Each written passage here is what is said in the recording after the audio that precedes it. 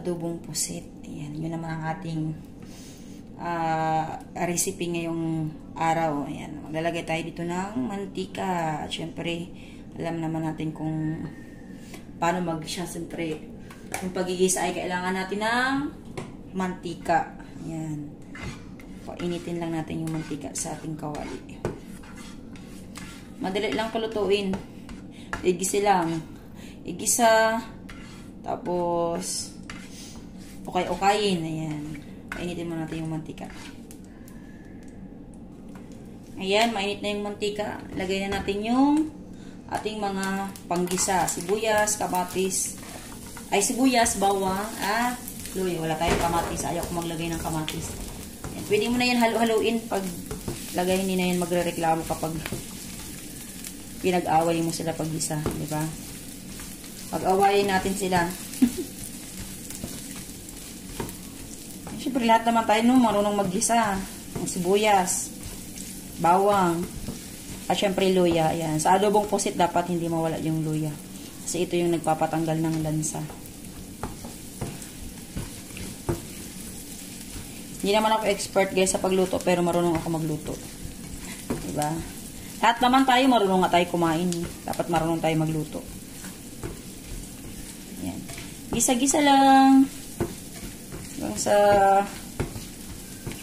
mag-ano na siya, mag-kulay brown.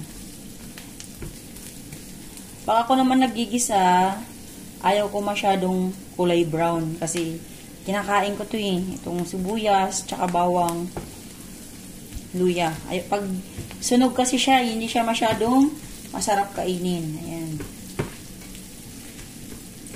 Kunting ano lang yan, kunting himas-himas lang ng ating ginigisa. Ayan, ay goods na yan. Ayan. Ayan na yan.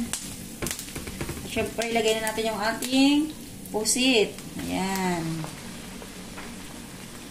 Pusit.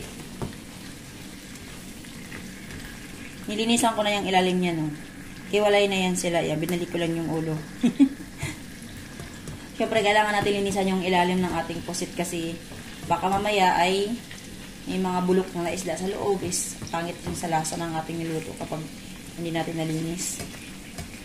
Ayan.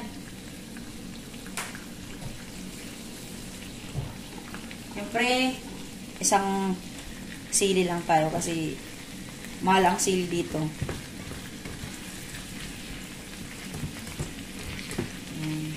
Tsaka wag dapat manghang masyado kasi may batang kakain. Ayan.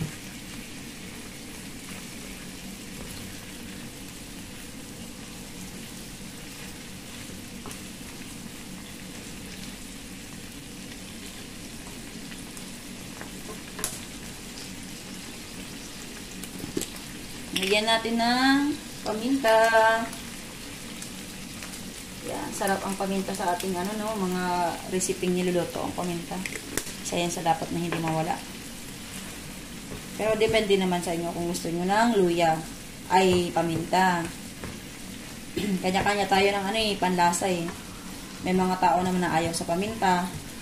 Meron din tao na halos paminta na lang ang ang niluluto. Ayan. Siyempre, hindi na ako maglalagay ng tubig dito kasi, nagtutubig na yan.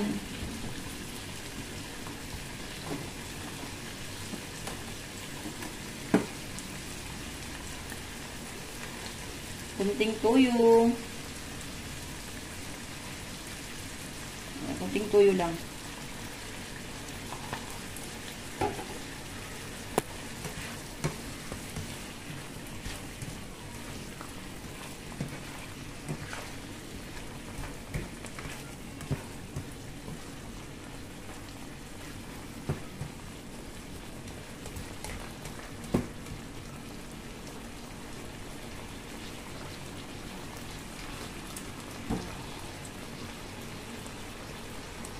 As kunting suka. Ayan. Kunting suka lang dapat. Pampaano lang. Pampakagat-kagat at asim. Ayan. Hindi ko na yan, hindi masyadong marami yung ano, yung toyo kasi lalagyan ko yan ng oyster sauce. Sarap.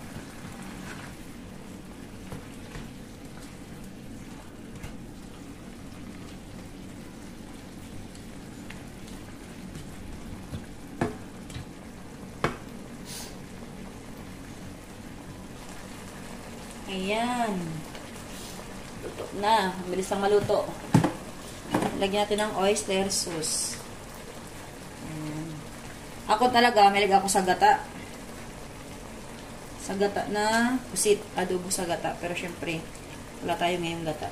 Kaya, dito naman tayo sa madalian lang. Ayan. Tinanggal ko yung ano niya, tinta niya kasi hindi mahilig masyado yung ating ano, ating boss, diba?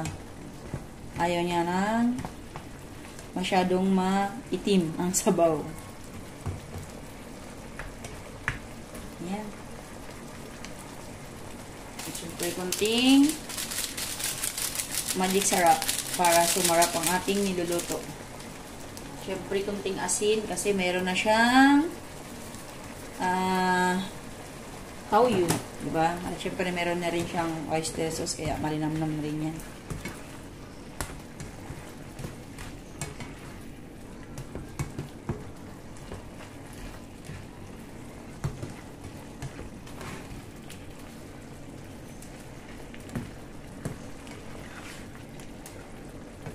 Sarap.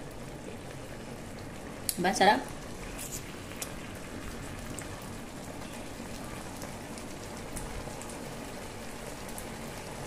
Ayan, luto na. Bilis lang, di ba? Bilis lang magluto. Kapag may lulutuin, mabilis lang magluto. Ayan. Thank you mga langga. Bye-bye.